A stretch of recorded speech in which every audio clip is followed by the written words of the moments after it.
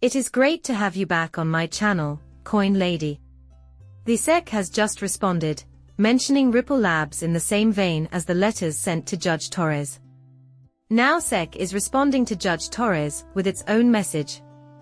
Fascinating. With a few important points, I feel compelled to inform you that I will not be reading the full text. But I will get to the meat of the matter in a bit. Also, gentlemen, at the end of the video, I'll address the attorney's claims that the SEC versus Ripple lawsuit might conclude as early as July 13th. And right up until July 31st. This is obviously going to happen soon. I really hope it does. Keep asking, because if you enjoy hearing about Ripple and XRP, then you know what to do. Hit the like button, share the video, and inform people all over the world about the truth behind the digital revolution. No changes, folks. The entire text is too lengthy for me to read. Right here on the screen, you can observe it. In essence, the SEC is acting like a baby in response to Ripple Labs' letter to Judge Torres, claiming that the sources mentioned by Ripple and the outcome of the SEC v. Binance Holdings case are irrelevant to the matter at hand. Ripple is being unfairly taken advantage of, according to the SEC, as the Binance finding about the SEC's litigation strategy fails to address Ripple's actions or provide suitable remedies. Along with rejecting the claim that the fair notice theory offers a defense to liability, the SEC noted that Ripple's letter accepts a potentially significant and crucial element of the Binance opinion. Last but not least, everyone, the SEC is stressing the fact that, much with Ripple, the Binance court determined that the defendants had real knowledge of possible SEC action. We are aware that Ripple is misinterpreting and selectively quoting the Binance order, but the overall tone of the SEC letter to Judge Torres is that this is not the case.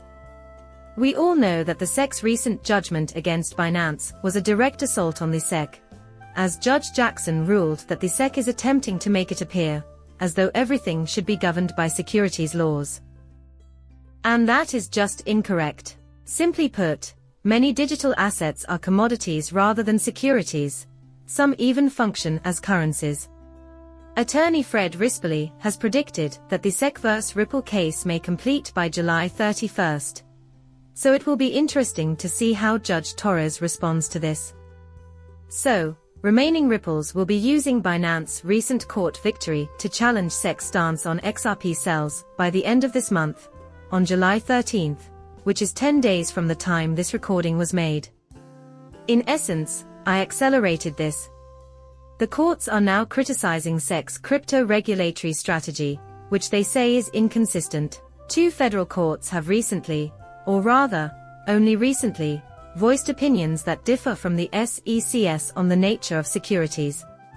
Plus, a response to a query about the potential conclusion of the SEC vs. Ripple case. According to attorney Rispoli, it could conclude on July 13th, a poetic twist, but it could also expire on July 31st. It would be poetic if the ruling of federal court, Judge Torres, were to be announced on the same date as last year. After all, we all remember what happened last year when that verdict that XRP is not a security was abandoned. On that one day, we witnessed around 100% gaming. Since this will be the finale, I really hope we see something similar, or even better, because I predict that there will be additional multiples. The conclusion is here. This choice is still having a big impact today. Look back at what happened on July 13th.